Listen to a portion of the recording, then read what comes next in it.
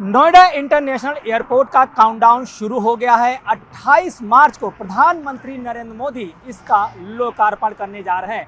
कैसा है ये एयरपोर्ट, क्या क्या इससे बदलाव आने हैं, खासकर दिल्ली एनसीआर और उत्तर प्रदेश के पश्चिमी इलाके में। हमारे साथ हमारे सहयोगी हैं हिमांशु, जो कि संवाददाता हैं, और हाल में ही इन्होंने नोएडा इंटरनेशनल एयरपोर्ट का विजिट किया था और न्यूज़ 18 पर आपको पहले नोएडा इंटरनेशनल की अंदर की तस्वीरें भी दिखाई थी। हिमांशु, आप तो अंदर विजिट करके अभी हाल में ही आए थे नोएडा इंटरनेशनल एयरपोर्ट की। अब 28 तारीख को प्रधानमंत्री लोकार्पण कर रहे हैं, कैसी क्या तैयारी है? देखिए, जाहिर तौर पे अगर नोएडा इंटरनेशनल ग्रीनफील्ड एयरपोर्ट की बात करें तो दिल्ली से इसकी दूरी करीब 70-72 किलोमीटर है और एक बड़ा विकल्प मिलेगा, और ना सिर्फ नोएडा या जेवर के लोगों को बल्कि पश्चिमी उत्तर प्रदेश के 1334 हेक्टेयर का फर्स्ट फेज में एक्वायर हुई थी लैंड, और उसके बाद इसको बनाया गया। ये पूरी तरीके से बनकर तैयार है। फिर चाहे आप रनवे की बात कर ले या ATC air traffic control tower की बात कर ले, टर्मिनल बिल्डिंग की बात कर ले, डोमेस्टिक और अब इंटरनेशनल की भी तैयारी शुरू कर दी गई है। लिहाजा तमाम तैयारियां जो है संदीप वो कर ली गई हैं, और अब प्रधानमंत्री 28 तारीख को आएंगे और यहाँ उद्घाटन करेंगे। आज मुख्यमंत्री भी आए हुए हैं, कवर कर रहे हैं सुबह से, और आप देख रहे होंगे कि सभी जगह, चाहे फोरकोर्ट एरिया हो या टैक्सी बे की बात हो या पार्किंग की बात हो या जो कार्यक्रम स्थल है उसकी बात हो, और इसके साथ साथ डिपार्चर जोन की बात हो, सभी चीज़ों का बारीकियों से निरीक्षण किया। और देखिए, सबसे महत्वपूर्ण संदीप यह है कि इस वक्त हम यमुना एक्सप्रेसवे पर मौजूद हैं, और मैं कैमरामैन सहयोगी से कहूँगा संदीप, आपके ठीक पीछे एयरपोर्ट भी आप देखें एक बार, और ये एयरपोर्ट है, और चूँकि देश में इकलौता एयरपोर्ट है जो किसी एक्सप्रेसवे से इतनी बेहतर तरीके से कनेक्ट है कि आप इसी एक्सप्रेसवे से पहुँचेंगे। 4 लेन इंटरचेंज बने हुए हैं, 700 मीटर दूर है एयरपोर्ट, और एक बेहतर कनेक्टिविटी। बिल्कुल, आपने कनेक्टिविटी की बात की है हिमांशु, तो जैसे आपने बताया कि पहला एयरपोर्ट ऐसा है जो यमुना एक्सप्रेसवे से जुड़ा हुआ, यानी एक्सप्रेसवे से जुड़ा है, लेकिन कनेक्टिविटी और भी बढ़ाने की बात चल रही। जैसे पेरिफेरल जो एक्सप्रेसवे है वो भी इससे कनेक्ट होने वाला है। गंगा एक्सप्रेसवे बन रहा है उत्तर प्रदेश में, वो भी इससे कनेक्ट किया जाना है। थोड़ा इसके बारे में बताइए कि गंगा एक्सप्रेसवे और पेरिफेरल जो एक्सप्रेसवे है वो कब तक इस एयरपोर्ट से उसकी कनेक्टिविटी हो जाएगी? देखिए, अतिशयोक्ति नहीं होगी। इस वक्त हम यमुना एक्सप्रेसवे पर मौजूद हैं, और संदीप, आप देखेंगे कि यमुना एक्सप्रेसवे के साथ साथ दिल्ली मुंबई एक्सप्रेसवे है, दिल्ली मुंबई एक्सप्रेसवे से कनेक्टिविटी है, ईस्टर्न पेरिफेरल एक्सप्रेसवे से कनेक्टिविटी है, और ईस्टर्न पेरिफेरल को लेकर चूंकि उसके लूप नहीं बने हुए थे, यानी उसका जो यहाँ से कनेक्ट होने का साधन नहीं था, उसको भी बना दिया गया है अब, और वो कनेक्ट किया जा रहा है। साथ ही आपको बता दें कि यमुना एक्सप्रेसवे से आप सीधे जाएंगे आगरा ताज एक्सप्रेसवे, आगरा ताज एक्सप्रेसवे से बुंदेलखंड एक्सप्रेसवे, पूर्वांचल एक्सप्रेसवे, और अब गंगा एक्सप्रेसवे। यानी जो उत्तर प्रदेश को एक्सप्रेसवे का जाल बिछा हुआ है ना, वो पूरी तरीके से यहाँ तक आपको ले आएगा, इस एयरपोर्ट तक ले आएगा। बिल्कुल, बड़ी कनेक्टिविटी इस एयरपोर्ट को मिल रही है। दूसरी बात हिमांशु, इस समय मुख्यमंत्री योगी आदित्यनाथ अभी हाल में 3 घंटे निरीक्षण किया आज, तो अंदर की क्या खबरें हैं? उन्होंने अफसरों के साथ भी मीटिंग की, और साथ ही जो जनप्रतिनिधि हैं आसपास के नोएडा के, वो भी इस मीटिंग में मौजूद रहे। अफसरों यानी जनप्रतिनिधियों से अलग अलग उन्होंने मीटिंग की। क्या कुछ अंदर से खबरें आ रही हैं? देखिए, जाहिर तौर पे ये मीटिंग बहुत महत्वपूर्ण थी, क्योंकि प्रधानमंत्री को आना 28 तारीख को। लिहाजा अगर बात करें तो सीएम ने आकर तमाम तैयारियों का निरीक्षण लिया, जायजा लिया, चाहे फिर वो कार्यक्रम स्थल हो या अंदर जहाँ पर जो उद्घाटन समारोह होना है, वो सभी जगहों का बारीकियों से समझा है। और आपको बता दें, देखिए, अधिकारियों के साथ अलग बैठक की गई है, अधिकारियों को जिम्मेदारी दी गई है व्यवस्था की। इसके अलावा जनप्रतिनिधियों से बातचीत की गई है। चूँकि ये एयरपोर्ट जो हमारे ठीक पीछे है, ये एयरपोर्ट नोएडा वासियों के लिए, ग्रेटर नोएडा वासियों के लिए, जेवर क्षेत्र के लिए एक बहुत बड़ी सौगात है, और पश्चिमी उत्तर प्रदेश के लिए भी सौगात है।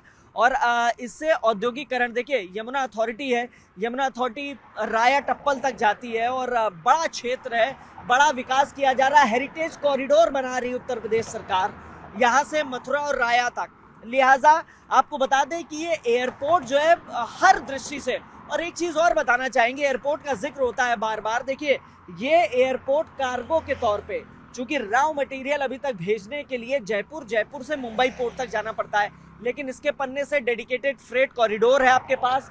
ये एयरपोर्ट, यहाँ से सीधे मुंबई आपका सामान पहुँच जाएगा, यानी जो टाइम कई घंटों का था वो अब कुछ मिनटों में सीमित। बिल्कुल हिमांशु जी, जैसे आप बता रहे हैं कि जो इंडस्ट्रियल बूम है इस एयरपोर्ट से आने वाला है, साथ ही जो इकोनॉमी है उत्तर प्रदेश की उसको भी बड़ा बूस्ट मिलने वाला है इस एयरपोर्ट से। लेकिन थोड़ा हम एयरपोर्ट के बारे में लोगों को बताना चाहते हैं कि उसके अंदर क्या क्या खासियत है। जैसे कि बीजेपी सरकार जिसको माना जाता है कि विकास तो करती है, लेकिन जो राष्ट्रवाद है, सांस्कृतिकवाद है, उसको भी साथ लेकर चलती है। इसकी क्या झलक अंदर, इसकी भी काफ़ी चर्चा चल रही है। बिल्कुल, देखिए आपको बता दें, जो राष्ट्रवाद का आपने जिक्र किया, जो संस्कृति को और वो धरोहर मानती है अपने जो संस्कृति को, लिहाजा उस चीज़ की झलक देखिए। जो सीढ़ियाँ बनाई गई हैं यहाँ पे, उन सीढ़ियों की अगर आप बात करेंगे तो वो सीढ़ियाँ गंगा घाट से ली गई हैं। इसके साथ ही अगर आप ऊपर का हिस्सा, डोम बोलते हैं जिसे, एयरपोर्ट का अगर ऊपर आप सिर उठा के देखेंगे तो वो डोम जो बनाया गया है उसमें सूरज की जब किरण छन के आती है ना, तो आपको मानो ऐसा लगेगा कि वो लहरों के बीच में आप उसको उस शेप से डिज़ाइन किया गया है। बनारस के घाट की आपको झलक देखने को मिलेगी। आपकी सांस्कृतिक और जो वैभव है, जो दिव्यता है, भव्यता है सांस्कृतिक, वो भी आपको यहाँ पर सब झलक देखने को मिलेगी। और एक चीज़ और आपको बताना चाहेंगे, देखिए अब तक देश में MRO सेंटर कहीं नहीं था संदीप। MRO सेंटर मतलब मेंटेनेंस, रिपेयर और ओवरहॉलिंग, ये सेंटर नहीं था अभी तक। हमारी जो हवाई जहाज थे देश के, जो एयरलाइंस हैं, उनके हवाई जहाज बाहर जाते थे, सिंगापुर जाते थे और तमाम जगहों पे जाते थे, वहाँ रिपेयरिंग, मेंटेनेंस, ओवरऑलिंग होती थी। अभी हाल ही में एक MOU हुआ है, आकाशा एयरलाइंस MOU किया है, और उसके बाद MRO सेंटर भी यहाँ बनाया जाएगा। तो जाहिर तौर पे देश का पहला MRO सेंटर है, उससे भी राजस्व होगी। और आपको बता दें, देखिए GDP का आपने जिक्र किया था, GDP की अगर बात करें तो जब ये एयरपोर्ट 2040 तक ये पूरी तरीके से इसके समस्त 4 फेज बनकर तैयार हो जाएंगे तो ये एशिया का सबसे बड़ा एयरपोर्ट होगा। 5 हवाई पट्टी हैं इसमें। और आपको बता दें कि ताज्जुब नहीं होगा कि इस एयरपोर्ट से यूपी की GDP पर 20% की हिस्सेदारी होगी। बिल्कुल बेहद अहम ये एयरपोर्ट होने वाला है हिमांशु। जैसा कि आपने बताया कि एयरपोर्ट पर सांस्कृतिक वैभव की झलक मिलती है, आधुनिकता का भी समावेश है, हाई टेक इक्विपमेंट यहाँ पे इंस्टॉल किए गए हैं। लेकिन हम एक यात्री के तौर पे जानना चाहते हैं, पैसेंजर के तौर पे, कि पैसेंजर के जो एंट्री होगी उसका क्या प्रोसेस किया गया, क्योंकि आपने अभी हाल में ही अंदर जाके देखा तो किस तरीके की व्यवस्थाएं हैं, चाहे वो बोर्डिंग पास हो, कितने समय में वो पैसेंजर जो है समस्त औपचारिक प्रक्रियाएं पूरी कर और एंटर कर जाएगा अंदर। देखिए आपको बताएं इस एयरपोर्ट के बारे में, सबसे पहले मैं अपने दर्शकों को बता दूं, हम एक्सप्रेसवे पे मौजूद हैं। ये मेरे ठीक पीछे आप एयरपोर्ट देख पा रहे हैं। और आपको बताएं, देखिए आप इसी एक्सप्रेसवे से 4 लेन इंटरचेंज से 700 मीटर बाद आप एयरपोर्ट पहुंच जाएंगे। और आपने हाईटेक की बात की थी, आधुनिकता की, इंटरनेशनल मानकों पर यह एयरपोर्ट बनाया गया है। यहाँ पे एंट्री करते ही आप एस्केलेटर से पहुंचेंगे, एस्केलेटर से ऊपर एंट्री करते ही आपके सामने डिजी यात्रा ऐप के जरिए, देखिए हाईटेक ज़माना है, लगातार प्रधानमंत्री डिजिटल को प्रमोट भी करते रहे हैं, और इसी डिजिटल मोड के जरिए अगर आप डिजी यात्रा ऐप का इस्तेमाल करेंगे, वहाँ से आप बोर्डिंग पास ले लेंगे, आप सीधे एंट्री करेंगे। आपका जो काम है 2 घंटे का, 1.5 घंटे का, चेक इन का, सिक्योरिटी का, वो सब बच जाएगा। यहाँ पे इस तरीके की मशीनें लगी, 2 मिनट में चेक इन हो जाएगा। लेकिन पैसेंजर के साथ सबसे ज़्यादा समस्या होती है बैगेज को लेकर। लगेज क्या सिस्टम है, कैसे क्या यहाँ पे पूरा सिस्टम तैयार किया गया, उसके बारे में भी बताएं। देखिए आपको बताएं, आपने डिजी यात्रा से बुक किया, मशीनें लगी, बोर्डिंग पास लिया, उसके बाद कहीं नहीं जाना है आपको, सीधे आप पहुंचेंगे। बगल में ही उसी डिजी यात्रा मशीन के ठीक बगल में सेल्फ बैगेज ड्रॉप सिस्टम लगा हुआ है। हाईटेक मशीनें लगी, 10 मशीनें लगी हैं, जो आपका समय, जैसे बहुत लोगों के लिए समय बहुत कीमती होता है, उनके लिए खास तौर पे। और वहाँ पे आप जाएंगे, आप अपना लगेज ड्रॉप करेंगे, वो अपने आप लगेज आपका एरोप्लेन में पहुँच जाएगा, आपको कहीं नहीं भटकना है। उसके बाद आप सिक्योरिटी चेक इन करते हुए सीधे आप अपने हवाई जहाज में बैठे एरो ब्रिज के माध्यम से, और आप को जहाँ जाना है वहाँ पहुँच जाए। आपका जो काम है, जो 1.5 से 2 घंटे का समय जो लगता है, वो यहाँ पे 20 मिनट में सिमट जाएगा। हिमांशु, तमाम खूबियाँ बताई एयरपोर्ट के बारे में, तमाम चीज़ें अभी तक आपने इसको कवर किया है। जब से इसका शिलान्यास हुआ है, अब लोकार्पण की तिथि भी नज़दीक आ रही, कहा जा रहा है कि इसकी जो हवाई पट्टी है वो भी अन्य एयरपोर्ट से ज़्यादा लंबी है। इसके बारे में क्या है जानकारी? देखिए आपने मुझे आज से 4 साल 5 साल पहले पीछे की याद दिला दी। प्रधानमंत्री नवंबर 2021 में आए थे यहाँ पे, और इसका जो है नींव रख कर गए थे। और आज प्रधानमंत्री अब 2026 में फिर से आने वाले हैं। और इसका उद्घाटन करेंगे। उसके साक्षी आप भी होंगे, हम लोग होंगे, समस्त पश्चिमी उत्तर प्रदेश नहीं पूरा भारत होगा, क्योंकि एक बहुत बड़ा एयरपोर्ट है और खासतौर पे कार्गो के लिहाज से बहुत बड़ा एयरपोर्ट है। और एक बार आप सवाल दोबारा दोहराएं तो मैं उसका भी जवाब दूं आपको। मेरा सवाल आपसे ये था कि यहाँ की जो हवाई पट्टी है, जो रनवे है, उसके बारे में भी जिक्र किया जा रहा है कि अन्य एयरपोर्ट जो देश में बने हैं उससे ज़्यादा लंबाई वो पट्टी रखती है। तो इसके क्या मायने हैं, क्या इसको समझा जाए, एक आम दर्शक है वो इसके बारे में क्या समझे? देखिए, आपको बताएं, ये हवाई पट्टी जो है अंतर्राष्ट्रीय मानकों पे बनी हुई है और आमतौर पे देखा जाता है कि जो हवाई पट्टी होती है वो 3400 से 3500 या 3600 मीटर की होती है, यानी करीब 3.5 किलोमीटर से ज़्यादा की। लेकिन ये हवाई पट्टी जो बनी है ये 3900 मीटर यानी करीब करीब 4 किलोमीटर की हवाई पट्टी और कैट 3 मानक होते हैं। देखिए, एक बड़ी चुनौती होती है, दिल्ली में आमतौर पे सब लोग देखते हैं और सर्दियों में खासतौर पे जब स्मॉग और फॉग होता है, फ्लाइट लैंड करने में समस्या होती है। लेकिन ये जो हवाई पट्टी है ये कैट 3 मानक पर है, यानी यहाँ पर लैंड करने में, कोहरे के समय में, स्मॉग फॉग के समय में कोई भी दिक्कत नहीं होगी, अंतर्राष्ट्रीय मानकों पे है। ये भी सुविधा यहाँ पर दी गई है और भविष्य में बताया जा रहा है, अभी तो एक है, 12 मिलियन कैपेसिटी के साथ ये शुरू होगा संदीप, और इसके सब फेज है, 12 मिलियन, 30 मिलियन, 50 मिलियन, और 2040 में ये प्रतिवर्ष 7 करोड़ यानी 70 मिलियन पैसेंजर कैपेसिटी के साथ प्रतिवर्ष इसकी शुरू होगा ये। जी हिमांशु, कुछ जहन में और भी बातें चल रही हैं। सबसे बड़ा सवाल ये है कि जब शुरुआत में लोकार्पण होगा तो कहा जा रहा है कि घरेलू उड़ानें शुरू होंगी देश के बड़े शहरों में, खासकर वो प्रमुख शहर कौन से हैं जो कुछ आप नाम बता सके। दूसरा ये है कि इंटरनेशनल जो फ्लाइट्स हैं कब तक लोगों को मिलने लगेंगे, क्योंकि तमाम लोग इसमें नज़र बनाए हुए हैं। बिल्कुल, देखिए, आपका पहला सवाल कि यहाँ से उड़ाने कब, देखिए उड़ानों की अगर बात करें तो जो भी हम लोग बात करते हैं, बेंगलोर हो गया, इसके अलावा हैदराबाद हो गया, मुंबई हो गया, चेन्नई हो गया, और इस तरीके से 3 एयरलाइंस हैं, एयर इंडिया, आकाशा और इंडिगो। ये 3 एयरलाइंस ने MOU साइन किया है, वो तीनों की सेवाएं आपको फर्स्ट डे से मिलेंगी।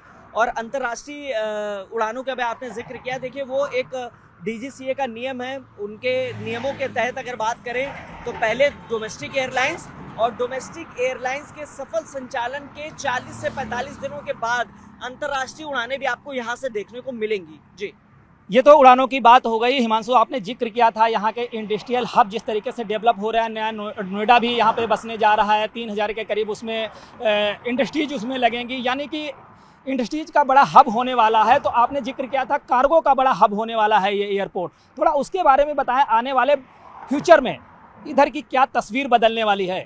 देखिए, आपको सबसे पहले तो एक बेसिक चीज़ बताएं, सबसे बड़ी चुनौती क्या है कि जो रॉ मटेरियल है, पश्चिमी यूपी के जो बड़े बड़े उद्योगपति हैं उनके लिए रॉ मटेरियल भेजना सबसे बड़ी चुनौती है। और वो चुनौती ये है कि आप जब दिल्ली जाते हो तो दिल्ली में जो जाम की स्थिति है वो बहुत, उसका पता नहीं, उसका अंदाज़ा नहीं है आपको। बारिश में 2 घंटे फंस जाएंगे, 4 घंटे भी फंस जाएंगे, या फ्री फ्लो चले गए, तो जाम की चुनौती बहुत बड़ी है। लिहाजा इसके लिए सबसे बड़ा और महत्वपूर्ण काम, कार्गो की अगर बात करें तो कार्गो 2 मेट्रिक टन प्रतिवर्ष के साथ अभी शुरू हो जाएगा, और जब ये अपने अंतिम चरण में होगा तो 20 लाख मेट्रिक टन की क्षमता होगी प्रतिवर्ष की। और इसके लिए यमुना अथॉरिटी जो है उस जो एक्सप्रेस वे से अगर तो 60 आ रही है, और वो डेडिकेटेड रोड होगी, यानी जो ट्रक होंगे, जो मालवाहक वाहन होंगे, उनके पे आने की जरूरत नहीं है, वो नीचे की रोड किया जा रहा है और वो सीधे आपको कार्गो ले जाएगा। तो एक समय बच गया आपका, दूसरा टाइम से आपका माल डिलीवर हो जाए, और 2040 में ये प्रतिवर्ष 7 करोड़ यानी 70 मिलियन पैसेंजर कैपेसिटी के साथ प्रतिवर्ष इसकी शुरू होगा ये। जी हिमांशु, कुछ जहन में और भी बातें चल रही हैं। सबसे बड़ा सवाल ये है कि जब शुरुआत में लोकार्पण होगा तो कहा जा रहा है कि घरेलू उड़ानें शुरू होंगी देश के बड़े शहरों में, खासकर वो प्रमुख शहर कौन से हैं जो कुछ आप नाम बता सके। दूसरा ये है कि इंटरनेशनल जो फ्लाइट्स हैं कब तक लोगों को मिलने लगेंगे, क्योंकि तमाम लोग इसमें नज़र बनाए हुए हैं। बिल्कुल, देखिए, आपका पहला सवाल कि यहाँ से उड़ाने कब, देखिए उड़ानों की अगर बात करें तो जो भी हम लोग बात करते हैं, बेंगलोर हो गया, इसके अलावा हैदराबाद हो गया, मुंबई हो गया, चेन्नई हो गया, और इस तरीके से 3 एयरलाइंस हैं, एयर इंडिया, आकाशा और इंडिगो। ये 3 एयरलाइंस ने एमओयू साइन किया है। वो तीनों की सेवाएं आपको फर्स्ट डे से मिलेंगी। और अंतर्राष्ट्रीय उड़ानों का भी आपने जिक्र किया, देखिए वो एक डीजीसीए का नियम है, उनके नियमों के तहत अगर बात करें तो पहले डोमेस्टिक एयरलाइंस, और डोमेस्टिक एयरलाइंस के सफल संचालन के 40 से 45 दिनों के बाद अंतर्राष्ट्रीय उड़ानें भी आपको यहाँ से देखने को मिलेंगी। जी, ये तो उड़ानों की बात हो गई। हिमांशु, आपने जिक्र किया था यहाँ के इंडस्ट्रियल हब जिस तरीके से डेवलप हो रहा है, नया नोएडा भी यहाँ पे बसने जा रहा है, 3000 के करीब उसमें इंडस्ट्रीज उसमें लगेंगी, यानी कि इंडस्ट्रीज का बड़ा हब होने वाला है। तो आपने जिक्र किया था कार्गो का बड़ा हब होने वाला है ये एयरपोर्ट, थोड़ा उसके बारे में बताएं, आने वाले फ्यूचर में इधर की क्या तस्वीर बदलने वाली है। देखिए आपको सबसे पहले तो एक बेसिक चीज़ बताएं, सबसे बड़ी चुनौती क्या है कि जो रॉ मटेरियल है, पश्चिमी यूपी के जो बड़े बड़े उद्योगपति हैं उनके लिए रॉ मटेरियल भेजना सबसे बड़ी चुनौती है। और वो चुनौती ये है कि आप जब दिल्ली जाते हो तो दिल्ली में जो जाम की स्थिति है वो बहुत, उसका पता नहीं, उसका अंदाज़ा नहीं है आपको। बारिश में 2 घंटे फंस जाएंगे, 4 घंटे भी फंस जाएंगे, या फ्री फ्लो चले गए, तो जाम की चुनौती बहुत बड़ी है। लिहाजा इसके लिए सबसे बड़ा और महत्वपूर्ण काम, कार्गो की अगर बात करें तो कार्गो 2 मेट्रिक टन प्रतिवर्ष के साथ अभी शुरू हो जाएगा, और जब ये अपने अंतिम चरण में होगा तो 20 लाख मेट्रिक टन की क्षमता होगी प्रतिवर्ष की। और इसके लिए यमुना अथॉरिटी, जो यहाँ की अथॉरिटी है, उसके तहत जो एक्सप्रेस वे से अगर नीचे के हिस्से की बात करें तो 60 मीटर रोड उसको डेवलप की जा रही है, और वो डेडिकेटेड रोड होगी, यानी जो ट्रक होंगे, जो मालवाहक वाहन होंगे, उनको एक्सप्रेस वे पे आने की ज़रूरत नहीं है। वो नीचे की रोड पकड़ते हुए उसको डेवलप किया जा रहा है और वो सीधे आपको कार्गो ले जाएगा। तो एक समय बच गया आपका, दूसरा टाइम से आपका माल डिलीवर हो जाएगा, और तीसरा अब आपको दिल्ली नहीं जाना पड़ेगा। आपको अपने ही मतलब नोएडा में जो बड़े उद्योगपति हैं जिनका रॉ मटेरियल सप्लाई होता है, आपको जाने की कहीं ज़रूरत नहीं है। आपको सारी सुविधाएं यहीं देने की कवायद तेज कर दी गई है। हिमांशु, जैसा कि आप बता रहे हैं, अलग से कॉरिडोर बनेगा और जो माल होगा लोगों का वो आसानी से एयरपोर्ट पे पहुंच सकेगा और वहां से विभिन्न सेक्टर में जा भी सकेगा। लेकिन अगर बात करें, बगल में ही थोड़ी दूर पर दिल्ली में IGI इंटरनेशनल एयरपोर्ट है, देश का पुराना और बड़ा एयरपोर्ट है। क्या लगता है कि उसकी डिपेंडेंसी कुछ कम होगी इस एयरपोर्ट के संचालन के बाद? देखिए जाहिर तौर पे इसी पर लेकर लगातार सवाल किए जा रहे हैं। डिपेंडेंसी इसलिए भी कम होगी, ट्रैफिक बहुत है दिल्ली में, कंजेशन बहुत है, और जो नोएडा के लोग हैं खासतौर पे, वो 1.5 घंटे लगा के वहाँ क्यों जाएंगे, 50 मिनट में यहाँ आ जाएंगे। एक्सप्रेसवे की कनेक्टिविटी है, Noida expressway, Noida greater Noida expressway पकड़ा, नोएडा ग्रेटर नोएडा एक्सप्रेसवे की कनेक्टिविटी सीधे यमुना पे है, और यमुना से आप 0 पॉइंट से 35 मिनट में आप एयरपोर्ट पहुँच जाएंगे। तो ये कैलकुलेशंस कुछ की गई हैं जो अथॉरिटीज़ की तरफ से, और ये टाइम शेयर भी किए गए हैं। और देखिए आपको बता दें कि पैसेंजर की बात कर रहे हैं लगातार हम लोग, 67 लाख पैसेंजर प्रति वर्ष, ये अनुमान है। और नायल ने, यहाँ नोएडा इंटरनेशनल एयरपोर्ट की जो अथॉरिटी है नायल, उसने अपनी डिटेल रिपोर्ट भेजी है एरा को, इकोनॉमिक विंग होती है एरा एयरपोर्ट की, उसको डिटेल शेयर की। और उनका कहना है कि जो ये 12 मिलियन की कैपेसिटी है, ये इसको 2 साल में ही पूरा कर लेंगे। यानी जो पैसेंजर फ्लो भी है, देखिए कार्गो के साथ पैसेंजर फ्लो, और पैसेंजर फ्लो के साथ अगर 90% तक अगर बात करें, जैसे 12 मिलियन कैपेसिटी यानी 1 करोड़ 20 लाख यात्री, अगर 90 लाख यात्री हो जाएंगे जिस वक्त, पहले साल या दूसरे साल हिट कर लेंगे, उसके बाद दूसरी हवाई पट्टी का भी निर्माण शुरू हो जाएगा लगे यहाँ। देखिए हिमांशु, जिस तरीके से आप बता रहे हैं कि अभी कई फेज में इसका निर्माण होना बाकी है और एशिया का सबसे बड़ा एयरपोर्ट हो जाएगा, लेकिन अब बात करते हैं जो 28 तारीख का कार्यक्रम होने वाला है। विश्व के सबसे लोकप्रिय नेता, अपने देश के प्रधानमंत्री नरेंद्र मोदी आ रहे हैं नोएडा की धरती पर, और एक ऐसे एयरपोर्ट का लोकार्पण करने जा रहे हैं जो आगे चल के एशिया का सबसे बड़ा एयरपोर्ट होने वाला है। उस कार्यक्रम के बारे में बताइए कि क्या तैयारियां चल रही हैं, कितनी भीड़ प्रधानमंत्री को सुनने के लिए जुटेगी यहाँ पर? देखिए आपको बताएं, ये जेवर है, और जेवर जो है पूरी तरीके से ग्रीनलैंड है। मैं कैमरामैन से कहूँगा आपको तस्वीरें दिखाएं, थोड़ा सा पीछे की दिखाएं, हरियाली दिखाएं। हरियाली बहुत खूबसूरत है, और ये यहाँ किसान रहते हैं, खेती करते हैं, और किसानों ने इस एयरपोर्ट को बनाने में, किसानों का भी उतना ही योगदान है जितना कंस्ट्रक्शन कंपनी का है।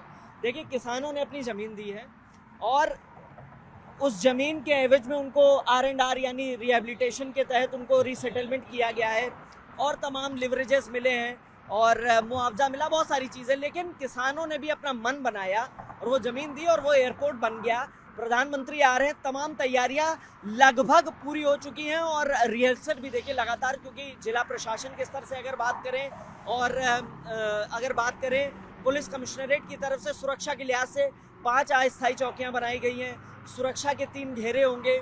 इसके अलावा कौन किस मार्ग से जाएगा ये भी तय किया जाएगा, भीड़ कहाँ पे मैनेज होगी, भीड़ को कैसे मैनेज किया जाएगा, सिविल ड्रेस में पुलिसकर्मी भी रहेंगे, LIU अपना काम कर रही है और तमाम एजेंसियां अपना काम कर रही हैं। सुरक्षा के तमाम इंतजाम कर लिए गए, 3000 से ज़्यादा पुलिसकर्मी लगाए जाएंगे और पूरी तरीके से देखिए जब CM और PM आते हैं, सेफ हाउस बनाए जाते हैं, कंटीजेंसी मार्ग होते हैं, तमाम चीज़ें होती हैं, वो सब तैयारियां पूर्व में कर रखी हैं। बस ये समझ लीजिए कि 28 तारीख को PM आएंगे और उस पल का हम सब दीदार करेंगे और इसका शुभारंभ हो जाएगा। बिल्कुल, हर किसी को इस पल का बेसब्री से इंतजार है। अंतिम सवाल रहेगा कि प्रधानमंत्री तो इस कार्यक्रम में चीफ गेस्ट ही होंगे, मुख्यमंत्री योगी आदित्यनाथ भी होंगे, क्या अन्य केंद्रीय मंत्री भी इस कार्यक्रम में शामिल हो सकते हैं?